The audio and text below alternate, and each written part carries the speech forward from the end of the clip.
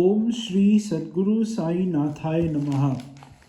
Shri Sai Samartha Satcharitra, Chapter 2, verses 148 onwards. He, Sai, is the destroyer of sins, difficulties, and miseries. By the darshan of such a person as Sai, I am greatly blessed by coming into contact with the treasure house of virtue. 149. My meeting with Sai Maharaj is the outcome of the good deeds of all of my previous births. If the eyes are filled with the form of Sai, then the whole world takes the form of Sai. 150. On the first day of my arrival at Shirdi, I had an argument with Shri Balasaheb Bhate on the necessity of having a guru. 151. By giving up one's own independence, why should one rely upon someone else? What is the need of a guru where there is competence in performing one's duties? 152. For one should do one's duties. What can a guru do for him who does not act? To one who is supine and lazy, who can give him anything? 153. Just this was my simple proposition. The other side had the opposite viewpoint. Obstinacy on both sides was equally balanced, and the controversy continued. The source of all controversy is self conceit. This is a sign of egotism, without which there cannot be any such arguments in the world. 155. The argument of the opposite side was that even if a person is learned and well versed in the Vedas, without the grace of the Guru, such a person will only be academically free of bonds. 156. Is destiny more important or one's own efforts? A fierce dispute raged, and I said, what will you achieve by entirely depending upon your destiny? 157. Then the opponent said, destiny is irresistible. The future cannot be averted. Even the most confident become helpless. 158. Who can defy destiny? You may try doing something and it may take quite a different turn. Keep your word jugglery to yourself. Your ego should be discarded. 159. I said, how do you say so? One who makes efforts receives everything. How can destiny help an idler? 160. One should raise himself by one's own efforts, proclaim the Smritis. One cannot go further by disregarding this. 161. Whatever one has to do should do himself. Why should one follow a guru? If one is not alert, just a guru is not enough. 162. How will the guru give success to the ill-natured person who casts away his discrimination between right and wrong and the means of self-purification? 163. There was no end to this argument. There was no outcome. My only achievement was losing my peace of mind. 164. Thus the arguments went on. No one was tired even for a moment. 50 minutes approximately passed this way, and finally a stop was put to it. 165. No sooner than we arrived at the masjid along with some people, listened to what Baba was asking Kaka Sahib. 166. What was going on in the Wada? What was the controversy? What did this Hematpan say? He said, looking at me. 167. There was considerable distance between the Wada and the masjid. How did Baba come to know about this one? I was greatly surprised. 168. Whatsoever that may be, I was hit by the dart of Baba's word. I was ashamed and speechless that this improper thing had happened right at this first meeting. 169. The controversy in the morning was the cause for Baba naming me Hemat Pant. I made a mental note that he must have remembered Hemat because of it. 170. The Yadav kings of Devagiri were known as Jadavs of Daulatabad. In the 13th century, the splendor of their kingdom increased the glory of Maharashtra. 171. The king Mahadev was dignified and majestic, an emperor. His nephew was also renowned for the meritorious works and became famous because of his valor. 172. He was Ramaraja, a crest jewel of the Yadav dynasty and the foremost of kings. Hemadri was the minister for both of them, endowed with many good qualities, and was a man of many accomplishments. 173. Hemadri had to his credit a treatise on Dharmashastra. He was philanthropic towards the Brahmins. He was the first composer of a consistent religious code of conduct.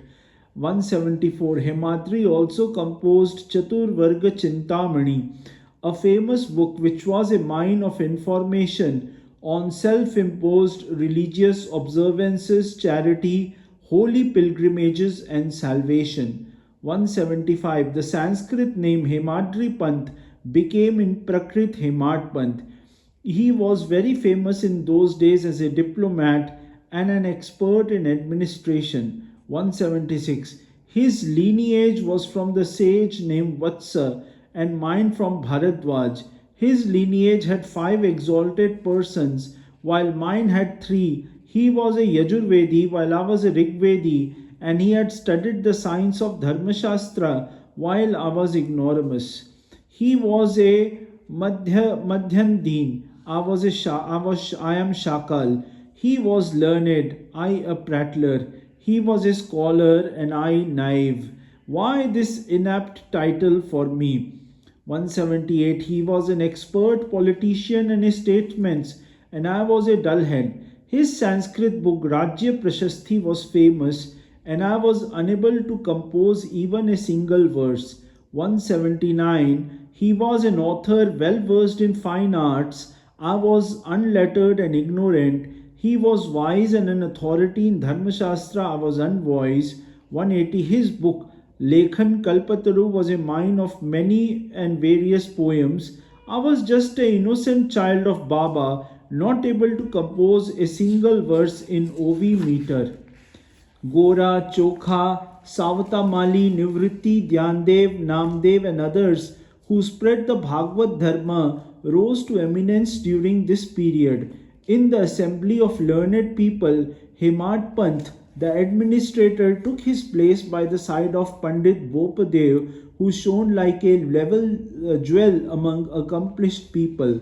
183. Thereafter, from the north, Muslim armies descended, and the Muslim rule pervaded everywhere, ending the rule of the Deccan. 184. It was not for my intelligence that the title was bestowed upon me, but for my arguments and prattling. This dart was spent to destroy my ego. 185. I was puffed up with inadequate knowledge, and without possessing due qualifications, I was talking. He opened my eyes to my faults by the timely collyrium of admonition. 186. This is the original background of my unusual name, which came from Sai's mouth. This significant naming ceremony was opportune and timely, and I considered it as an honor. 187. From this I should learn a lesson that fruitless arguments are a bad sign. Let me never indulge in them because they are extremely harmful.